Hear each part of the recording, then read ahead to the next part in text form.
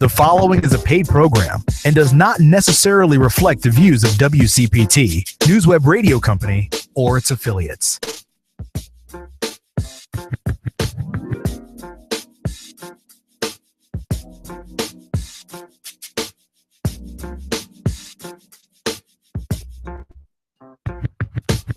My name is Sharon Cooper, and I am the sister of Sandra Bland. I am a Chicagoland business professional working in the professional services field, and I listen to The Family Meeting. Hi, this is Attorney Cannon Lambert. Go to my website, www.getthecannon.com. I listen to The Family Meeting. You know, I'm really looking forward to this day today. Here we go again. Welcome to the broadcast. I'm your host, Eric Grant. This is The Family Meeting. Hey, y'all. Welcome to the broadcast again. Our in-house idiom master, my man Rob, is here today. What's up, Rob? D. Grant, what's good, man? Hey, man, I'm doing my thing, baby. I'm looking forward to a good day today. Yeah, it would have been a good day if the Bears would have won. It would have been a better day. I don't care about no stinking. It would have been better, man. Okay, Chicago, everything. I really couldn't care less about the Bears, man. It doesn't make any difference. That's Rob. That's who you hear. You gonna give us an idiom today, man? Or what? We'll figure it out, man. I want an idiom, man. I told you I missed it. Right. Okay. You got me? Don't be asking no idioms on no serious show to need a quote, though. Ain't nothing about this show serious. When Cannon Lambert and them, we talking about Sandra Bland and them, he wants some kind of joking idiom. I'm like, man, look here, man. You ain't nothing about this show serious. I got you. Ain't nothing like that. I got you, though, brother. Of course, in the space shuttle cockpit, controlling everything is our girl, your girl, everybody's girl, Lady B, my favorite Puerto Rican. You can email us at info@TFM Radio Show. We're all over social media. You can find us on Facebook at The Family Meeting Radio. On Twitter, because we're what, Rob? Twits. At TFM Radio Show. We're on Google Plus, and we're actually live streaming right now on Google Plus. Find us there on Google Hangouts. And you can see archived broadcasts for you on our YouTube channel. Yeah, we fancy. We got a YouTube channel. The Family Meeting is sponsored by the Polaris Insurance Agency. That's life insurance you don't have to die to use. Visit polarisadvice.com. By the way, today is the first day of long-term care and caregiver awareness month. How many of y'all knew that? Yeah. Nobody knew that, right? Well, that means, let me tell you what that means. Somebody right now, listening to us right now, has either cared for a loved one, is caring for a loved one, or at some point anticipates caring for a loved one. And so this month is dedicated to you. So we're going to try to highlight you during this month. Got that in today. So today's conversation isn't complete without you. We'd love to hear from you. The number is 773-763-9278. That's 773-763-9278. Let's get it on, baby. First, guess who's here, y'all? You'll never guess. Reverend Dr. Preacher Pastor himself. This is a new revelation for me. Right. That's Tommy, y'all. Tommy Nelson. Tommy Nelson, man. I'm in the house. What an applause button. Hey, man. family meeting people out there in radio land. That's supposed to be an applause button in something, right? I'm not queued up like that. See, you don't. Yeah. Preachers don't get no respect. I ain't queued up like that, man. You want some applause, Tommy? Yes, thank you very much. There you go, man. Thank you very much. See how they go? I'll sign autographs out in the hallway when all this is over with. Except for the fact ain't nobody gonna be here to sign. That's cool. That's I cool. got you guys. That's right. Y'all ain't leaving me. You know how I feel about autographs. I'll take one. You know how I feel about autographs now. I don't need you to write your name down for me. I can write your name down if I want it written down. But not like me, Eric. It is the Tommy autograph. Because you write it or I write it. It's still spelled the same. I guess you didn't get the memo. I guess you didn't get the memo. You do know I am a celebrity, even if nobody else knows it. Yeah, you are. You're a celebrity. Tommy's the most important person in the whole wide world. And my dear friend, it's been 30 years. I ran into Newbie. We call him Newbie, by the way. What up? I ran into Newbie at the Stevie Wonder concert a couple weeks ago. Yes, sir. And boy, I ain't seen this cat in like 30 years, man. 30, it's got to be 1984 when I left high school. 84. We might have run across each other in 85, but other than that. Nah, this is my man, Jeffrey Newbill. How many brothers you know named Newbill, by the way? That's the like first. a new dollar bill? Jeff is a graduate of Roosevelt University with a degree in professional administration. Did I get that right? You got it. Can't read my handwriting. And he works for a firm called Impacts with an X. Is that a black-owned company? You know, black folks spell things. Well, sorry to say it's not. Okay, But well, the Impacts. checks keep coming. I will say that. He's a drug dealer for Impacts Labs, specializing in Parkinson's drugs. Only you, Eric. That would be weed, because weed is good for Parkinson's, isn't it? It's been known to have some effects, but not nearly as effective as Rytari Go out and get it. Ask your neurologist. Try to get that in now. They ain't The never pump. They ain't never paid for no Go to- advertising here, but you Go to one of the doctors I out. call on. We prefer that. I get credit. Okay. Okay, there you go. Okay, y'all. So here we go. Let's try it again today.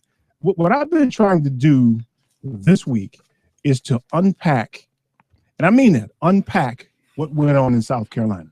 Everybody saw it, right? Young lady gets tossed across the room. Right. Okay, so let's cut out race for a minute, because I don't really think it's a racial issue.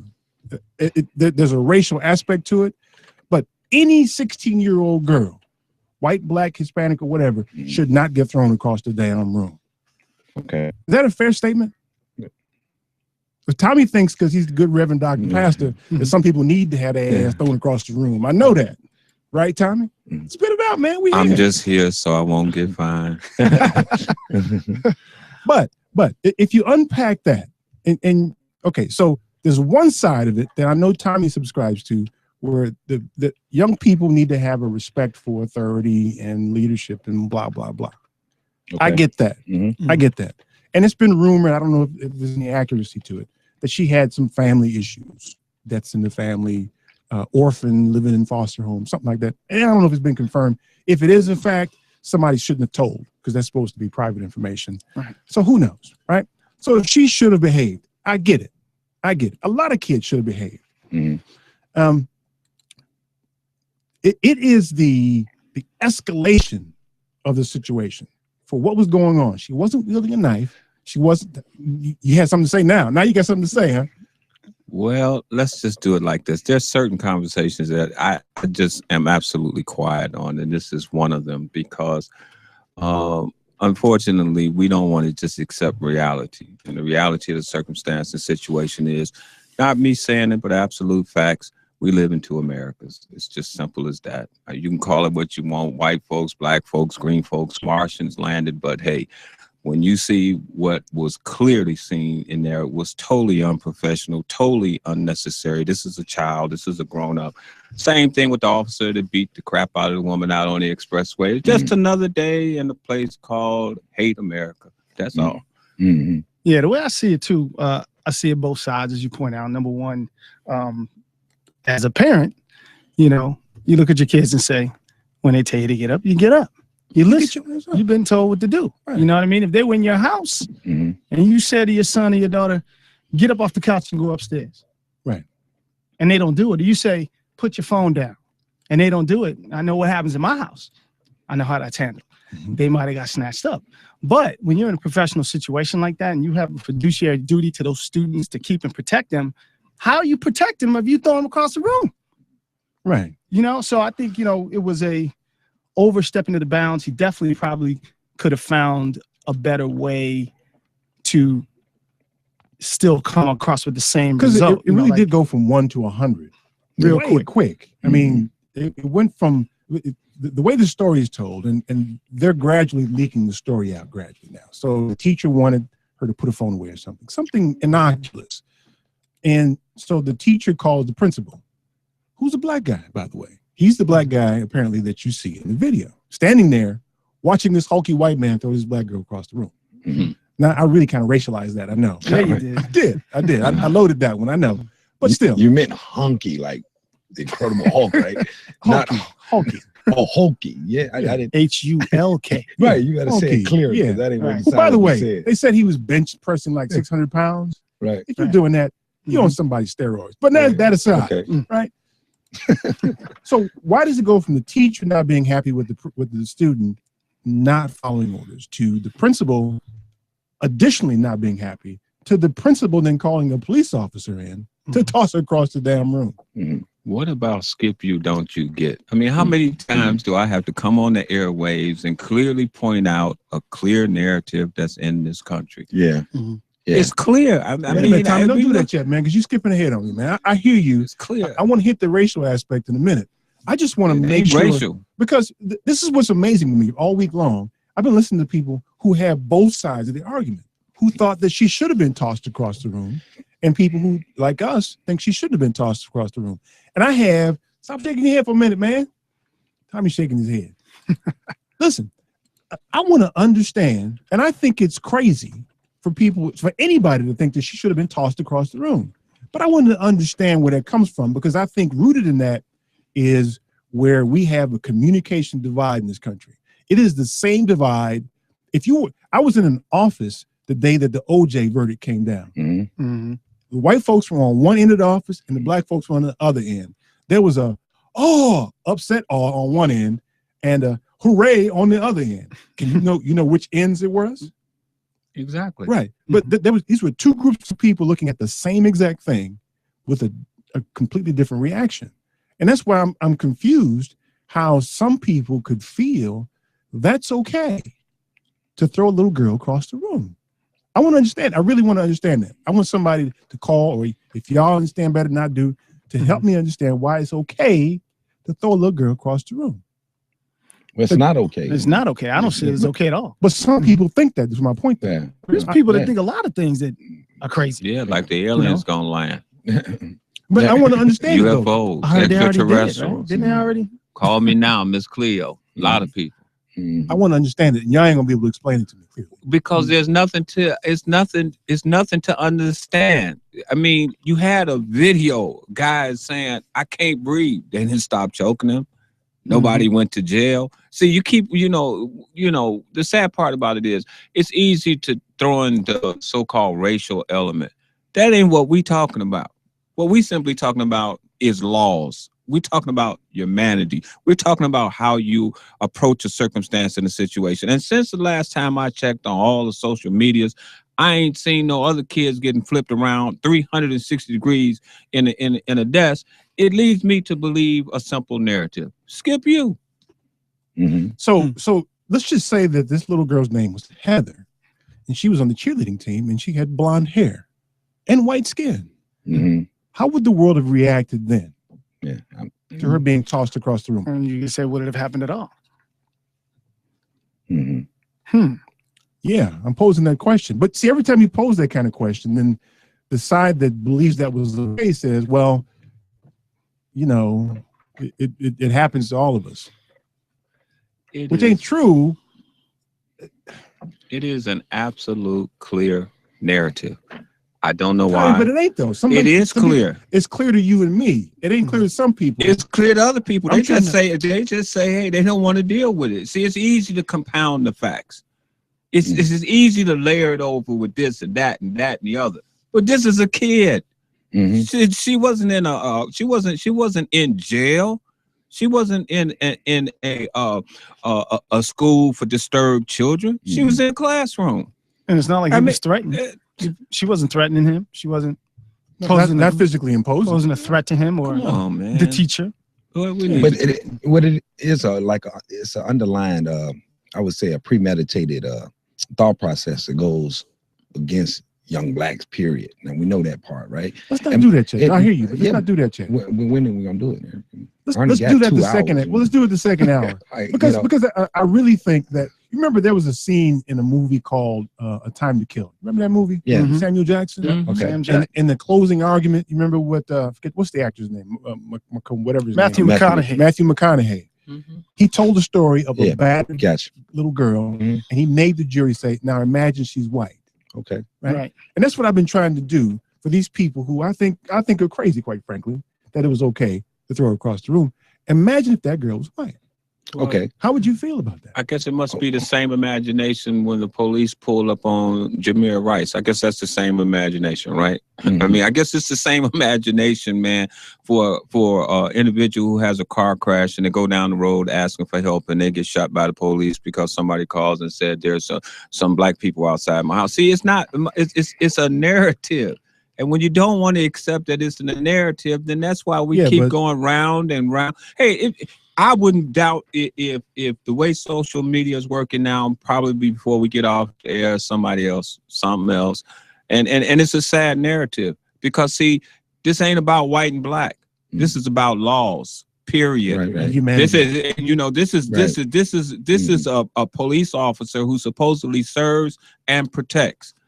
Right. It was a number of things that he could have done. And I say this with a passion because I deal with children. And children will respect you when you respect them. Now, if you want to go in and tell them shut up, sit down, be quiet, you dumb, you this, you that, you're not gonna get no respect. Mm-hmm. And if your classroom is so out of order that you can't tell a child to put up a phone or something, and then you call the principal, and then the principal calls the cops, then the cops come into the room, and the next thing you got is WWF and SmackDown. I mean, come on, man. He turned a desk 360 degrees with a human being in it. What don't you get about that? 16-year-old girl. It's hard. You're probably right, Rob. It's hard not to racialize it. I was trying. Ain't nothing racial about this. Well, I mean, but the reality is that the criminalization of black people is really at issue here. Because, well, it is though, because if you look at the statistics, Newbie and I went to a high school, mostly white folks. True. And they created all kind of mayhem. They robbed and stole and broke things and all kind of things. And they went home. True. They went home, right? You do that and you're a black boy, you're going to jail and you're going to have a record.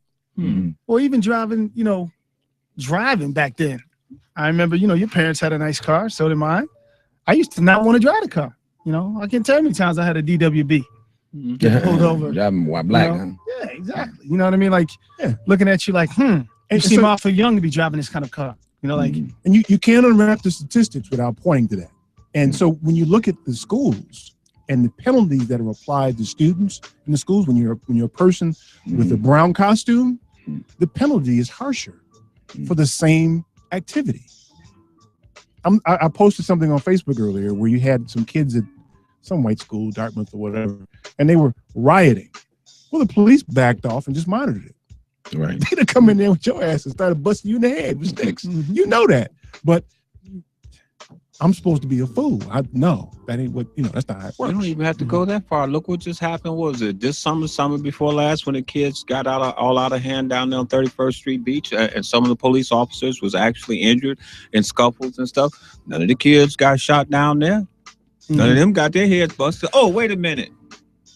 What color was they again? Oh, I'm sorry. I'm just a frustrated, angry black man. No, I'm not. Yeah, I know. You need your pills, right? Yeah. Okay, so the number is 773-763-9278. Stay tuned for more of the Family Meeting.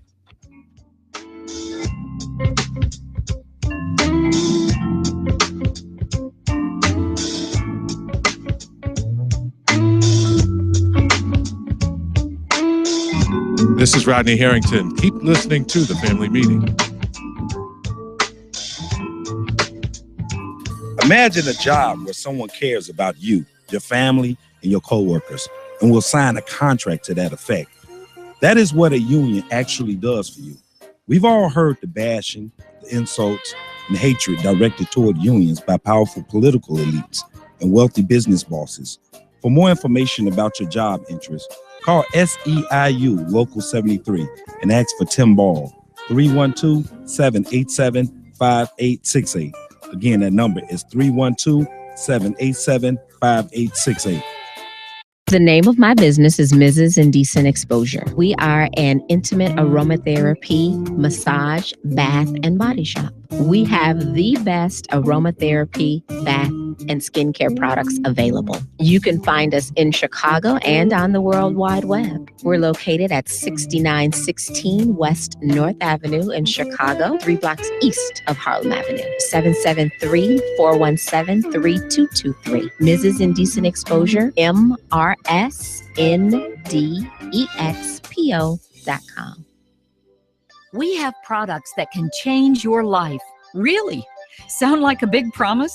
If you're interested in helping people while you make a better life for your own family, then listen carefully. We have developed life insurance coverage that is so innovative that it's changing the way Americans think about, purchase, and use life insurance. Quality of life insurance is affordable life insurance that can protect your customers if they die, but it can also provide benefits if a policyholder gets sick or injured and survives. We are growing. If you like to help people and want to be part of an innovative company that values service and promotes a positive work-life balance, consider what we have to offer. To find out more, contact the Polaris Insurance Agency. Visit polarisadvice.com or call 312-951-2606 to learn about how we can help you make a plan for your future. That's 312-951-2606. The law office of Darnell Lyles is ready to help you. Whether it's personal injury, criminal, DUI, and OWI, nursing home, product liability, it doesn't matter. Call 219-939-9-LAW. That's 219-939-9529. That's right. When you're driving and get into a wreck, You better call Danielle. had a few drinks too many, a cop hits you with a DUI or OWI, Think you better call Danielle. arrested and facing criminal charges, misdemeanor or felony, I think you better call Danielle. purchase a product that causes you or a loved one harm. I think you better call Danielle. When your loved one is neglected and abused in a nursing home, I think you better call Danielle. that's right, you better call Attorney Darnell Lyles and get represented right. And the first consultation is free. Yes, free. So call right now, 219-939-9LAW. That's 219-939-9529. Attorney Darnell Lyles. Darnell Lyles.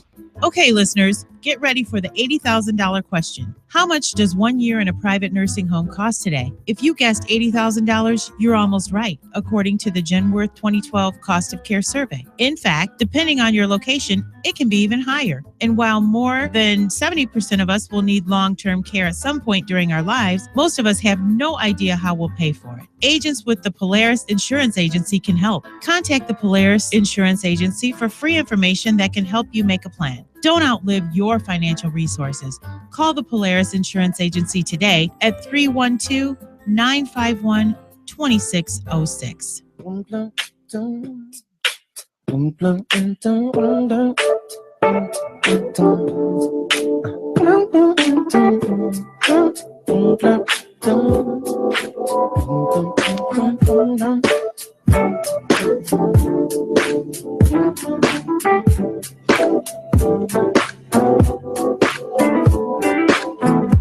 This is Paul Mark Wallace, president of NSYNC Consulting Services. Our website is www.nsynccs.com. Welcome back to the family meeting. Yeah, the number is 773-763-9278. So we're still trying to unpack this thing. I saw a statistic here recently that in terms of police shootings, is 2 to 1. 2 to 1, white to black. Whites are twice as likely to be shot by police as blacks. But it's based on the population, right? Right. When you unpack the number, right, in terms of the percentage of population that people of color represent, there's about 40% higher chance that we're going to get shot. And so it's always hard to reconcile those numbers with people who believe that it isn't going on. How do you explain the numbers? It's without characterizing black people as being unlawful and untrained. I mean, it's a form of white privilege that goes on in a lot of these situations. And I know I'm saying some real directly, but I was explaining, I think last week we was talking, and I was went out to dinner with some co-workers at Southland Voice, the newspaper I write for, or whatever. And it was like being talked about as if there's certain cities that I couldn't go into because they're prejudiced over there. And I was coming from some of the white co-workers, just saying, oh, it's real prejudice over there, Rob. It's real prejudice over there. It's that type of white privilege that is allowed, that that there's a prejudiced community right there, next to the city that we're in right now. Right. It's that type of allowance that allows those situations to occur. When those situations occur, to the extent that the society allows it to go on, right, then they are complicit in it. You're exactly right. That's right. Especially when because this white privilege allows you to be able to get away with the stereotypes, whether they true or not, because that's what he's clearly responding to. This, right, the stereotypical, right. You know how these black people are. His story could sound like, oh, she got flipped at me at the mouth. And instantly there's some type of understanding that comes from people in the privileged position. Oh yeah, I know how those black people are. Even if that wasn't the scenario at that moment. Even if it's unspoken, you're exactly right. Okay, so the phone's ringing off the hook. Let me see if I can keep on top of this today. Let's start with Michael in downtown. Mike, what's up, man? Hi, good evening, gentlemen. How are you? I'm fine. I'm from a generation where that was done all over the city. Especially when they started desegregating the Catholic schools here in the cities in the early 70s, late 60s.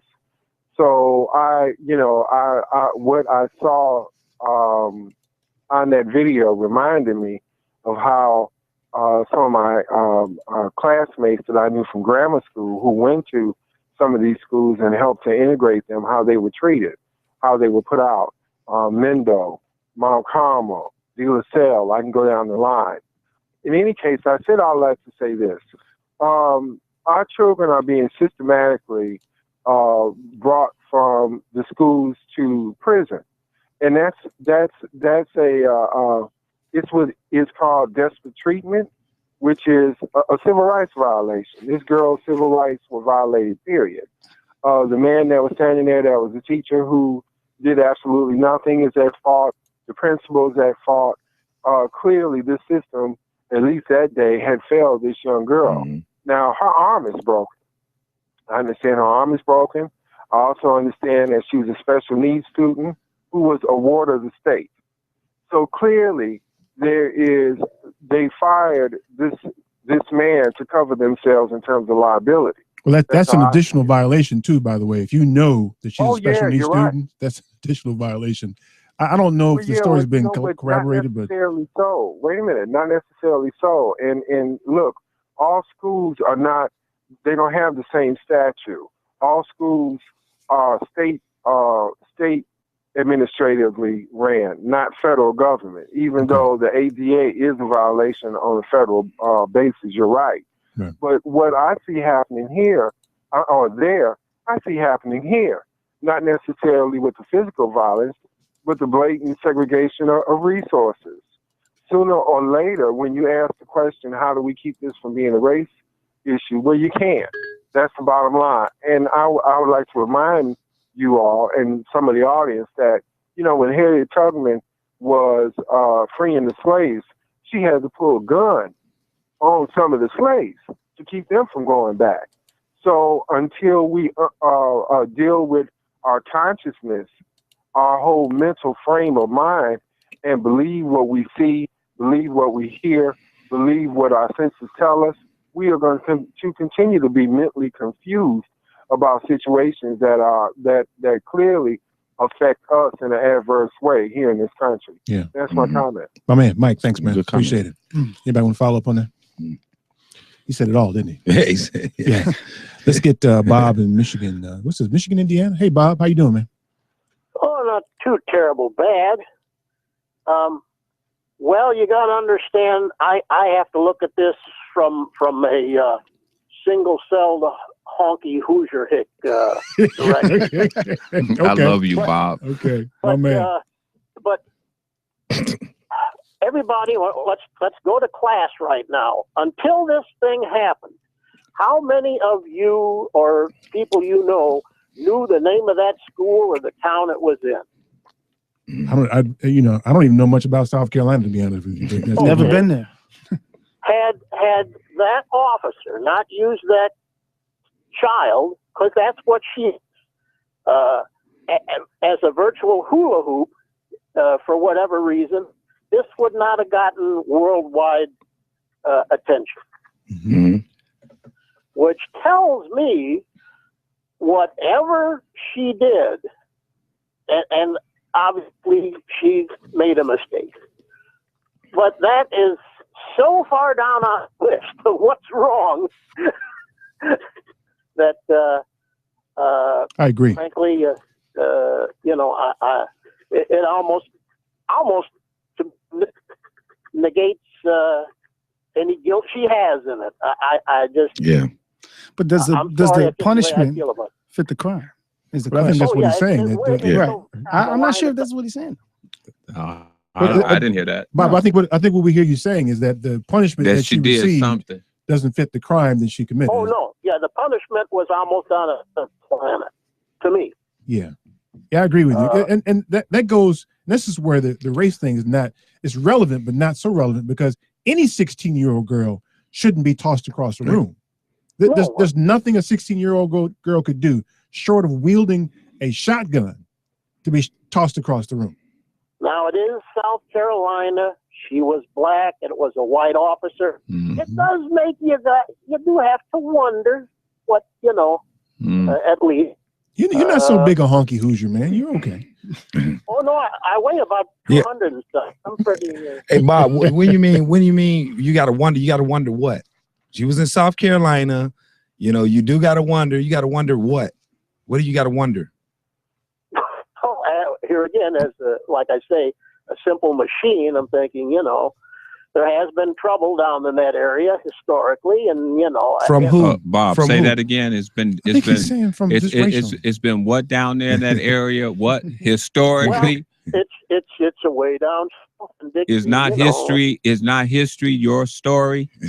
A story. So if you got history that clearly tells you that this is the way that situations have been dealt with, this is not racial, people. This is just a immoral country that do not want to deal with the laws of humanity. First of all, if you look at me as a human being, that in itself will give you some compassion when you can beat the crap out of old people, shoot young people. It doesn't matter, man. This ain't, that's why I don't like having these conversations, because all white people are not bad. All black people are not bad. Neither are Hispanics or anybody else you can come up with. But because we are being spent one against the other, that's why nobody even know where the hell the money is at. Where the money? Listen to that. I got a Bob, question. I appreciate it, man. I appreciate the call, man. Thank you. Thank you. I got a question Thanks, Reverend. I just got a question for my white brothers and sisters if they want to call You say it in. like that, Cause man. I need to know this. I need to know man. this. I need to know this from citizen to citizen. Like when they see situations like this, I know everybody has an opinion on it, but if a situation that was to happen in my community, in a black community I may live in, and someone is doing something that they're not supposed to do, we will shut that down. Like we would shut, this criminal down, or this extra, officer that's going crazy. We'll shut What's them the down. question, man? The question is how do you shut that down from even in your community? When Bob called in and said, they got a history, meaning white people got a history of jumping on black people. That's what he means when he says that. And I don't jump on him for saying it, but I'm saying, well, that goes back to what you said earlier about people who don't speak up are in effect complicit, right, in the behavior. What do you say about that? How do you just allow that history to keep existing when you know it exists? That's a great question. Let me get Mike here from Chicago. Mike, what's up, man? Hey, man, how are you guys today? Good, man. How are you? Good. Good. I just wanted your opinion, and I just wanted to voice mine. I'm a white guy in Chicago, but I got to tell you, white, black, Latino, how can a human being do that to another human being? It kills me to think that you could be so cruel to another human being no matter what they've done. No matter what they've done. And I just want your opinion, because I can't see anybody being so cruel to another human. Which is really kind of my point is when you look at these stories, it's always the narrative, we don't know what happened before the tape started. I can't think of anything that little girl could have done that would justify her being tossed across the room. But even what would make a person do that to another person? Whether it's black on black, white on white, how can you be so cruel to another thing they breathed like you do? Hey, right. Mike, Mike. Take a deep breath and let me help you out, brother, because you can. That's why, because you can do it. That's why. I don't understand it, man. It's as clear as night and day. Just ask the 200 million Americans that didn't have nothing to do with the Wall Street debacle. How come we had to pay for it? But also, you say, well, we can't really know what she possibly could have done to justify this. I mean, now there's so much coverage of this, and with the media being what it is now, social media. I mean, another child videotaped the incident with their cell phone. Right. That's why we even know. And that ends up being collateral damage because those children are traumatized. Well, she was arrested too because she got up and tried to defend. She was arrested as well. So there's all the information that has come out about what actually happened, and absolutely nothing justifies her being treated this way, to the point that, you said on the break, they called this guy Officer Slam. So for you to walk up and snatch up a kid, drag him across the room, throw him in the wall, whatever. Apparently now she's got back, neck, broken arm, whatever it is. Right. This isn't the first time he probably did this. He didn't just come up with this idea last week. Right. So, and that's kind of where we are as a society now. When you start to look at, we talked on the break too, look at Rodney King, there's a videotape there. all the videotapes, all the different things we know, because these things are documented. And to a degree, people don't like, it's uncomfortable to talk about race in America around these I'll situations. tell you the part that really kind of unwinds me. It's the fact that you can watch a videotape, you can watch what happened, and you're going to have a bevy of people still try to tell you something else actually happened. Right. That, you know, it's not like you see. You didn't see her getting tossed across the room. You saw her flying. She was flying. Or even Bob said, well, what did she do? And then it gets bigger because she was on drugs all of a sudden. Then it just, the narrative just keeps growing. Like you didn't see what you saw. I didn't hear Bob say it the way, you know, Bob was saying that whatever she did was way down on the list of something that should have got responded to like that. That's what he said. He said whatever she did, it was way down there on the list. That's what Bob said. And it made it, the way he said it did sound like at first he was initially justifying it. But he wasn't. He wasn't. He justified Bob is so good. He's cool. Didn't justify it at all. But I got one for you. You just said about the thing about people saying it didn't happen. You do know that the Senate and Congress, when Pearl Harbor was bombed, they were sitting there talking about, no, they didn't do it until somebody brought them one of the Jap planes. They said, well, what is this? This was just decoration. And that call Mike just did was touching too. I appreciate that type of response or something like that. Yeah. Because that's what you're looking for. You're looking for, you know, we don't want all white people calling me a crime, but we just saying even if somebody get choked up, to understand, make us aware that you can relate to the severity how, you know, other communities feel when they're on the other side of it. You're right. That's the way it stops. I don't think he should be white because he was crying. I think he should be a human being because he saw something that would hurt anybody. So if you have a heart of just a human being, I mean, this is a kid, man. Thanks, Reverend. Thanks, Reverend. I appreciate it. I pray for you. Reverend Pastor, Doctor. I pray for you. Yeah, the number 773. Hands on you. Yeah, I know. 773-763-9278, y'all. Stay tuned for more at the family meeting.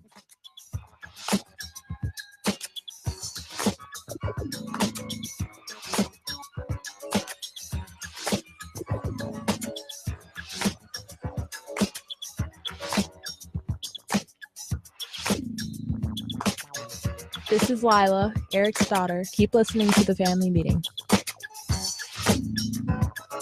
Policies issued by American General Life Insurance Company, Houston, Texas. Not available in all states. All benefits are subject to policy definitions, limitations, and exclusions. For details, visit qualityoflifeinsurance.com. Traditionally, it's taken many kinds of insurance to give you security. Quality of Life Insurance is changing all that. It can provide life insurance, protect against disability, and provide benefits if you suffer a serious illness or injury and survive. To find out more, contact the Polaris Insurance Agency. Visit polarisadvice.com or call 312-951-2606 to learn about how we can help you make a plan for your future. That's 312-951-2606. Itsashort.com. The website is itsashort.com, spelled ITSASHORT.com. We have wonderful success stories. A lot of our artists are sort of award-winning short film makers, and they go on to become feature-length filmmakers or, actors in TV series, or some of the major blockbuster films that are out now. So there's a lot of our artists that you will see in Academy Award-winning feature-length films. And we also have like Marshall Curry is an Academy Award-winning documentarian. So we have that caliber of artist on our platform. Our subscription, we are a subscription-based service, but your first month is free. And if you happen to be an artist, there is no subscription fee for you. Our subscription is $2 a month or $20 for the year, which entitles you to be able to see all of these amazing short film, video, and web series. There is always a discount for Family Meeting. Just simply when you register, use the promo code FAMILY, and you will be granted a free 1-year subscription.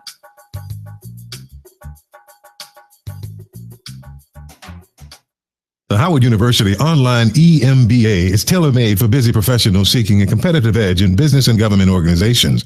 Their 18-month program also connects you through their elite networking and professional development events, including an optional trip to China. For more information, go to howardemba.com.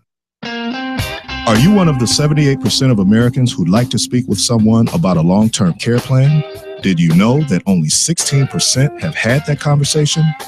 Call the Polaris Insurance Agency at 312-951-2606. One of the Polaris agents in Illinois, Wisconsin, and Iowa can provide you with useful material, like what long-term care currently costs and what it could cost in the coming years, according to the Genworth 2012 Cost of Care Study. With information like this, you'll have the power to plan. Call the Polaris Insurance Agency at 312-951-2606. Don't outlive your financial resources.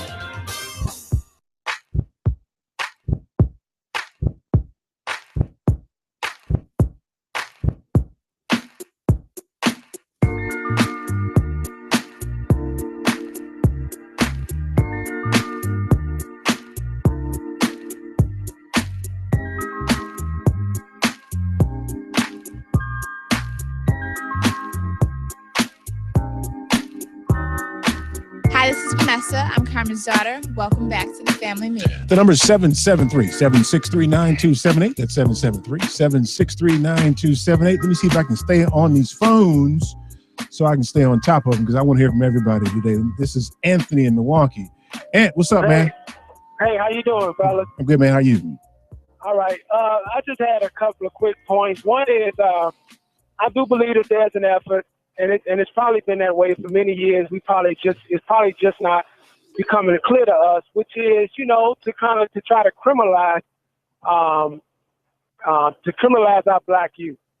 The second point is two of the most important rights that I think we have in this country is our right to vote, and also, whether you choose to or not, but that's to also bear arms. And I think that when you criminalize people, especially in most states and all across the country, we always know that most places along the South, once you got a felony, your right to vote is taken away just for the rest of your life. Okay, some states like Illinois, you're allowed to get your voting rights back once you're off parole. But then also keep in mind, you will never ever, if you have a felony, would never ever be able to utilize that second right, which is the right to bear arms. Okay, see, and so I think that in itself is a plan, and I just feel that the officer, for him to do it, I know your guest or the guy on the show is saying that it's a human thing, but that's true. But the fact is, we keep saying, hey, it's a black girl, or a girl, period. But to them, man, they don't see our children are not children to them. Honestly, they're not. They don't see our children as children. And that's what's going on. They can come up with every excuse in the world to say why or to justify why they can do something to a black person or a black kid. But then if it's on tape that happened to a white kid, then no, it's cut and dry, it's on tape, sorry. But like you say, some is on tape and they can still try to justify, even when it came to Trayvon Martin, what he had marijuana. I mean, there's always something instead of just saying, hey, you're wrong. Even Sandra Bland from last week. Sandra, absolutely. I mean, she was criminalized because she wouldn't put out a cigarette. And that's my point. They don't see our children as children. To them, they're not children. And so that's the point I want to get across. Yeah. Thanks, man. I appreciate it. And that's a reality I think that a lot of really good-meaning people don't realize because it's internalized. It's part of the fabric of the country where you view black people of color, people with a brown costume, they're different. I remember it was some show I was watching and they were talking about Prince. And someone in the show made the point, I'm paraphrasing it, made the point that Prince was a black man. Well, no, Prince is not black. Prince is Prince. He ain't white. He ain't black. He's just Prince. Right.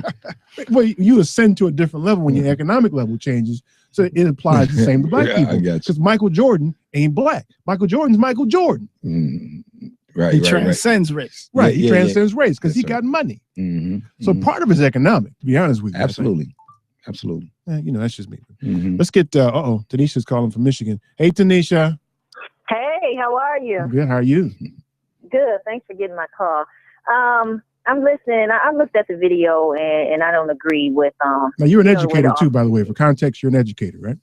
Correct. And I taught in an inner city school environment. I don't teach there now, but I teach in a suburban environment. So I've been in different environments. And the officer, he was rough, but coming from the inner city environment, and I know people are going to call and jump down my throat. However, I'm looking at it a little differently. First of all, my question is, why do they have to have an armed police officer in the school? That tells you a lot about the environment to begin with. Well, I think that's So- the case for a lot of schools, Tanisha. And by the way, as a side note, I looked at the school, I looked at all the people who work there. There are more security and police officers than there are counselors and psychologists in that school. Wow. And see what that tells me, coming from the inner city environment, is that's a rough environment, because in the suburban environment where you have the resources and the money, you don't get a lot of officers. Like, our school doesn't have one police officer, doesn't have security guard, and in the high school they don't have police officers. They just have security guards. Yeah, but They don't even Tanisha, call them are you security saying that guards. the children are better behaved? Yes, very much better behaved is what I'm saying. And so I'm looking at it from a different perspective. Like I said, the way he handled her was way out of control. But at the same time, I'm not quick to take the perspective of some of the other callers, because I've worked in that environment on a daily basis. And I know how some students who, their behavior is out of control, you get called a B in your face. You can get called a B in your face while you're teaching the class because the kid doesn't want to put their phone away. Well, Tanisha, I think you pick them up and you throw them across the room, because that ain't what you do out there in the suburban area. Because none of the suburban kids will call the teacher in the room a B. Are you serious? I live out there. I'm not jumping down on you, Tanisha. I'm just trying to point a simple fact out. No, wait a minute. Hold on. See, I keep trying to tell you. Here we go with that invisible line again. So if I'm out in the suburbs and I got resources, then I'm going to behave. But if I'm in the city, then anything goes. So that means that you can get, because you don't put your cell phone up, just go and slam you across the room. Because first of all, let's be clear about something. The only reason why the city is jacked up and the suburbs are straight, because nobody knows where the hell the education dollars really goes. That's the bottom line. I think the point she was making, is about atmospheres, in the tension that's created in some of the inner city atmospheres. When you look at some like but Rob, though, I hear you. The tension, though, arguably, and you should hear this too, Tanisha, is created a lot of times by the administration. Amen. If you go about the business of tossing people around school, then you help to create a tense situation. Now, y'all gonna let me get my point out. So No, shut up, girl. Just shut up. Okay, so what I'm trying to say is I'm not justifying what the officer did at all, because I've seen kids, who have behavior problems, and that's not good policy what he did. I'm not justifying that at all. What I'm trying to show you all is that when you work in an environment day after day where you're constantly experiencing gross disrespect, and you're getting it from the kids, you're getting it from the parents. In the inner city, when I worked in the inner city, we had to have security guards. Don't do that, Tanisha. Don't do the inner city thing. Just because it's black kids you're talking about. That's a code word for black kids. Okay, well, you know what? I'm just telling it like it is. Just hear the point. You don't have to agree, but just hear me. Okay. So we had to have security walk the parents up to the classroom. Why is that? Because we had parents that will come in there and while you're trying to teach class, cuss you out. So when you work in an environment like that, day after day, it's keeping it real. A lot of times, No, it's not. builds up. And I'm not justifying it, but people need to know both sides. They need to know everything before they just say, well, it's this way. We really don't know. A lot of times, tension builds up, stress builds up, and you feel it's a hard environment. I take my hat off to every inner city teacher that's out there, because they have the lowest resources, they have the lowest parent participation, and the most negatively behaved children. Okay, so wait a let- minute, I need to answer a question. Wait a minute, Tom. Let me summarize, Tanisha, so that before you get started, man. All right. No, I know. I just want to All ask right, a I'm just question. saying, man. Let me summarize Tanisha first, because I think if she's doing what I've been trying to do, which is to separate what happened with the little girl and her misbehavior. That's bad. That's wrong. Everybody agrees with that. So let's put that aside now. The reaction to her misbehavior is where we got a problem. And that's wrong. He was wrong. Right. For that. So I she agree. should. I She totally misbehaved. agree. She misbehaved. She needed to be dealt with, but not that way. Absolutely. Right. But another thing I noticed, Eric, was, and I'm not justifying this officer, please don't think I Oh, am. quit saying that. Another thing I noticed, when he pulled her up, he was within his rights to pull her up, because when I worked in the inner city, they can't forcibly handcuff you if you're being insubordinate, and they can escort you out. when he pulled her up the desk, the top of the desk was attached to the chair. So he should have stopped then. And he did not stop. And so that's how you get this, him constantly pulling her, and the desk isn't going anywhere. So she's flipping over in this desk, and that was out of control. I agree with that. Okay. So I'm not justifying the guy, but the inner city is very hard. Stop saying inner city. You mean teachers who had to teach black folks. That's what you mean, right? I just want to ask a question. Because there are some let me get off in the suburbs, and none of that is going on. I mean, you got a lot of black schools in some of these nice suburbs, and they don't even have. Okay. I think me and Newbie gonna unpack that one. Okay, that's what we're gonna do, because we went to a white school. We saw white kids act a damn fool, and nothing happened except they went home. And their parents don't come up to the classrooms neither. Up in the suburban school, they send a check. You go to the office and you stay there in the office, and they'll go get your child and they'll bring them down there to the office. So our security officer was Alice. Right. Hey, Tanisha, I got to move here. I appreciate you though. We hear you. Okay, we hear you. Thanks. I hear her. I mean, she's unpacking the difference. But me and Newbie went to a school. Go ahead, Highland Park High School. Right. That's where we went to school, and we watched folks act the damn fool. Right. I mean, illicit things. There was remember the big fight at Asher's house? Right. Busted somebody's jaw, busted up a whole bunch of bottles, ran through the neighborhood, beating people up. Yeah. And I don't think anybody. No one got arrested. Nobody got arrested. Nobody got arrested. But I mean, I will say, my wife is a CPS teacher. Okay. 17 years. And as this unfolded, when it first happened, we didn't have half the information we have right now. She could put her finger on several stories. She's taught on the inner side. She's taught on the west side. She's taught in all these places where black children go to school. Inner city. Right. And as we know, in some of these situations, the socioeconomics of these areas are different. And they do have they drive the behavior. This type of security in the school. So to what she's saying around this is what may be needed in some levels at these places, there's a layer of truth to that. But then it becomes to what you said, at what point? Where is that invisible line to say, all right, maybe now this is starting to create more pressure that may be creating some incidents that might not have otherwise occurred. Because you know what happens is if you're a kid in the suburbs, and there was a bunch of kids I know that we knew we went to high school with who were the worst actors in the world, and now they're judges and business owners, and they were able to do so because they weren't criminalized. Right. I agree totally. I do agree to that element of point though. Like when you have 20 of the most dangerous cities in the United States of America are black communities. They are black communities. This is not a fluke. It's reality. That attention is created from these atmospheres. Now, that's never any stretch of the opinion that I'm ever saying that any of these kids deserve that.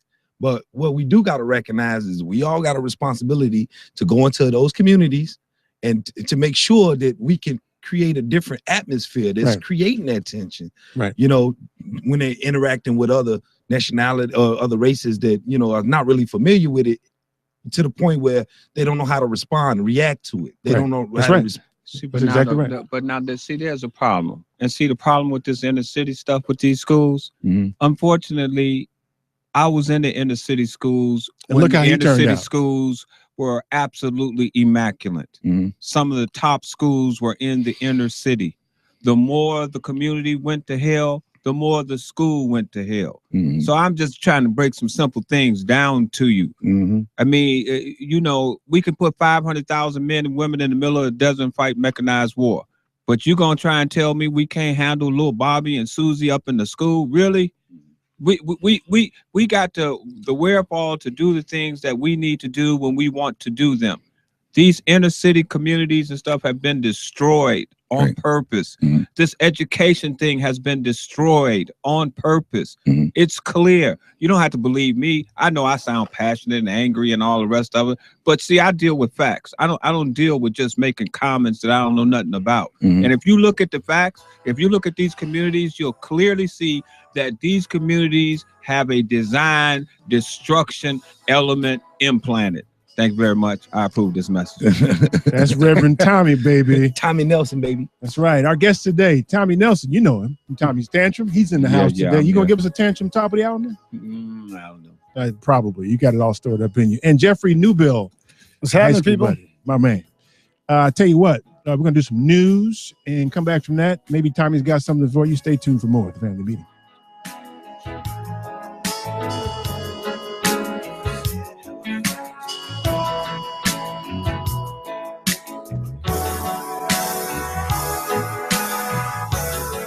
This is Harlan Teller, www.economicprogress.org. Keep listening to the Family Meeting.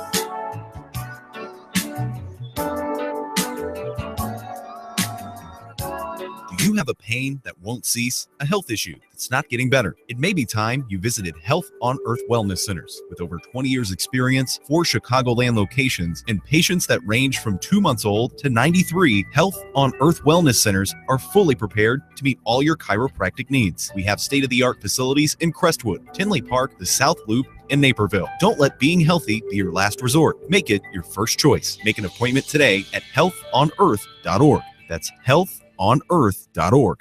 Policies issued by American General Life Insurance Company, Houston, Texas. Not available in all states. All benefits are subject to policy definitions, limitations, and exclusions. For details, visit qualityoflifeinsurance.com. How do you describe quality of life? For most of us, it's about health, people we love, and peace of mind. Quality of life insurance is modern, affordable life insurance that works harder for you. It's there for your family if you die, but it can also provide benefits if you suffer a serious illness or injury and need financial help to maintain your lifestyle. Quality of life insurance even gives you options to build cash value for a more secure retirement. You've worked hard to attain your quality of life. We work hard to help you protect it. To find out more, contact the Polaris Insurance Agency. Visit polarisadvice.com or call 312-951-2606 to learn about how we can help you make a plan for your future. That's 312-951-2606. This is Carmen Ruffin, co-host of The Family Meeting. We love being here every Sunday. Our sponsors and advertisers make that possible. So if you're a business owner or a manager, please consider advertising on our show. There's something for every budget, from one commercial per show to a full sponsorship. For more information, contact the Family Meeting at info@tfmradioshow.com. That's info@tfmradioshow.com. And now the Family Meeting presents your Chicago Defender News. I'm Robert Orr, and here are the top stories from ChicagoDefender.com. On Tuesday, President Obama addressed the International Association of Chiefs of Police at their 122nd annual conference in Chicago. This was the largest gathering of law enforcement leaders in the world, with more than 14,000 public safety professionals and 700 companies in attendance. He addressed the room, making sure that attendees understood that he was well aware of the day-to-day duties that officers perform every day. President Obama said, on behalf of the American people, thank you, thank you, thank you.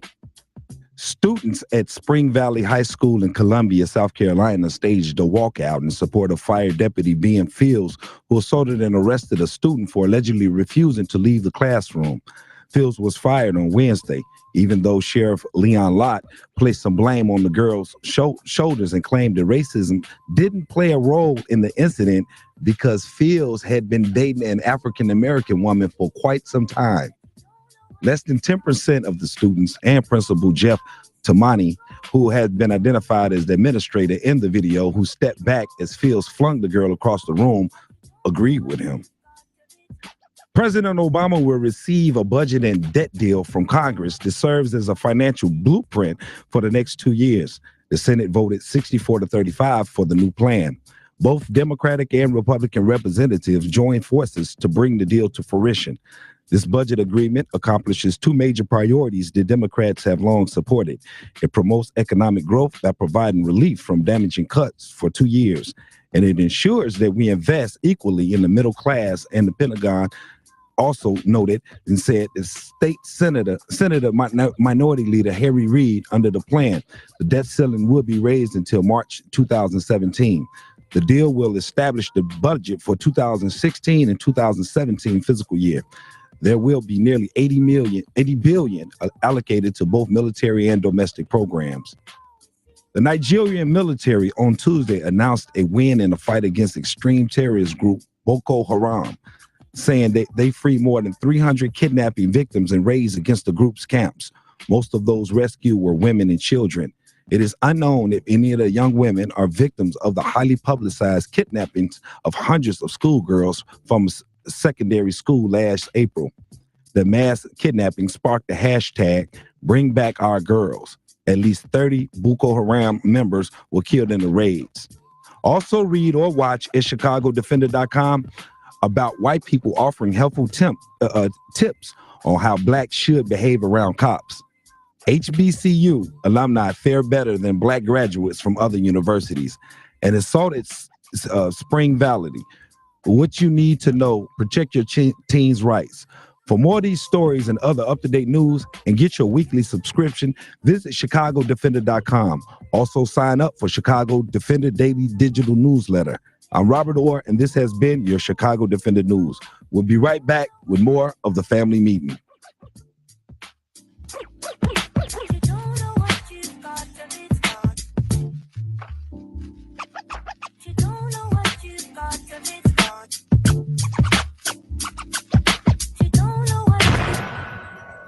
Your favorite progressive voices: Bill Press, Stephanie Miller, Tom Hartman, Norman Goldman, Amy Goodman, and Alan Combs, all on one station. This is 820 AM WCPT Willow Springs, 92.5 WCPT FM DeKalb, 92.7 FM WCPY Arlington Heights, 99.9 FM WCPQ Park Forest, and streaming worldwide at chicagosprogressivetalk.com. This is Chicago's Progressive Talk. Policies issued by American General Life Insurance Company, Houston, Texas. Not available in all states. All benefits are subject to policy definitions, limitations, and exclusions. For details, visit qualityoFlifeinsurance.com. Whether you're repairing a lamp or preparing for your future, you need the right tools. Quality of Life Insurance is there for your family if you die, but it can also provide benefits if you're disabled or if you suffer a serious illness or injury. Talk to your local agent to shed a little light on life insurance you don't have to die to use. To find out more, contact the Polaris Insurance Agency. Visit PolarisAdvice.com or call 312-951-2606 to learn about how we can help you make a plan for your future. That's 312-951-2606. Do you have a pain that won't cease? A health issue that's not getting...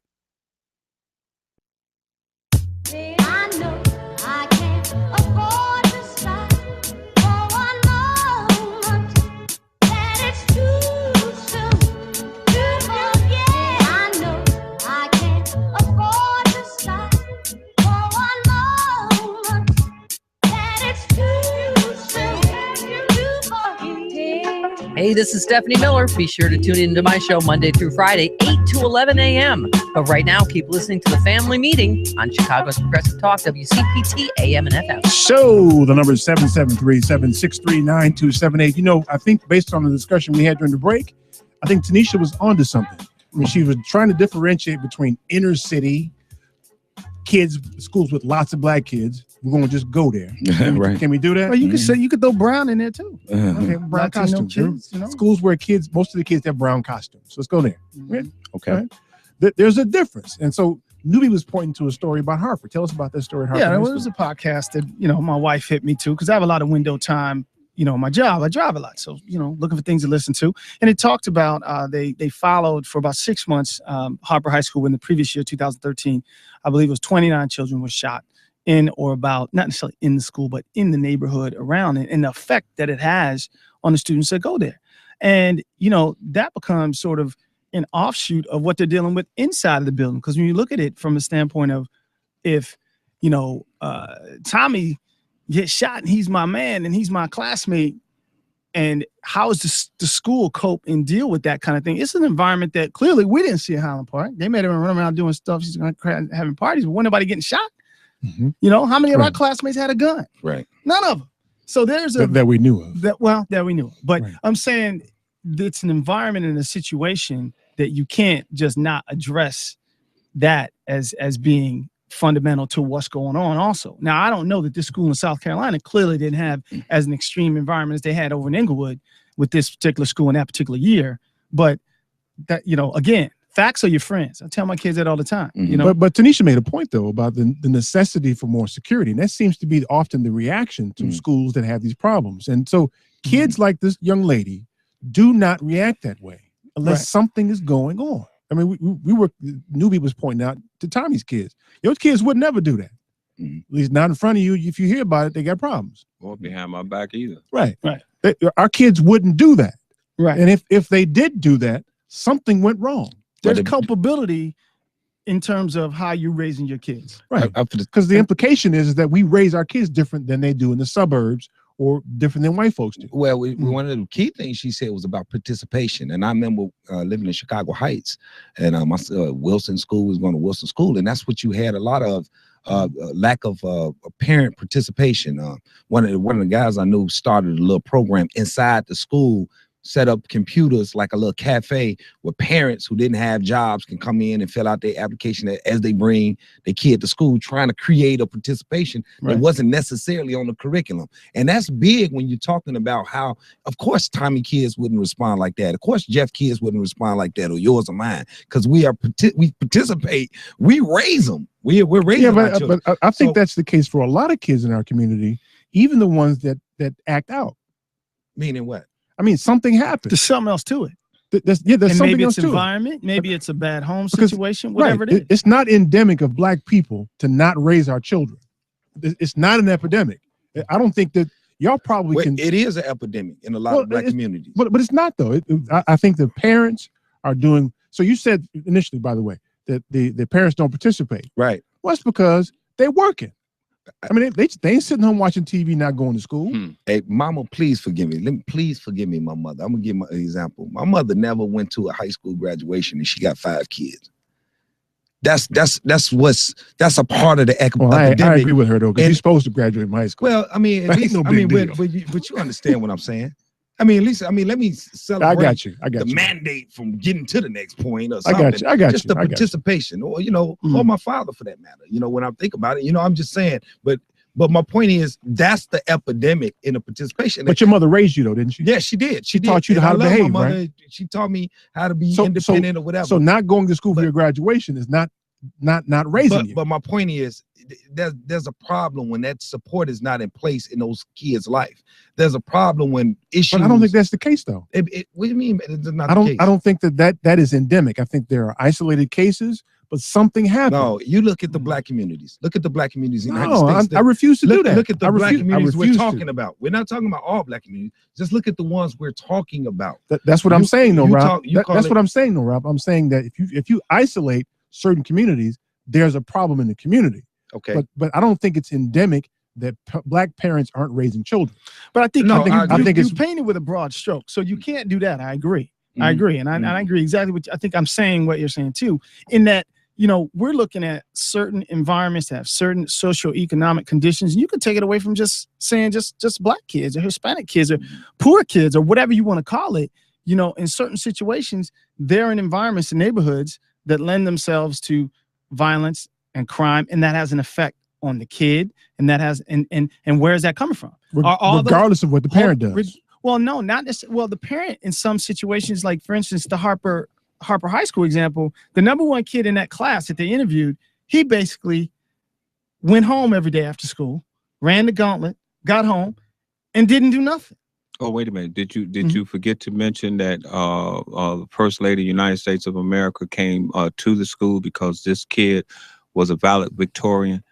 And his comment was that the first day that he went to school and he heard from his teacher that a way out of his situation was educational excellence. From that day forward to the day he graduated, he found a different way out of the school.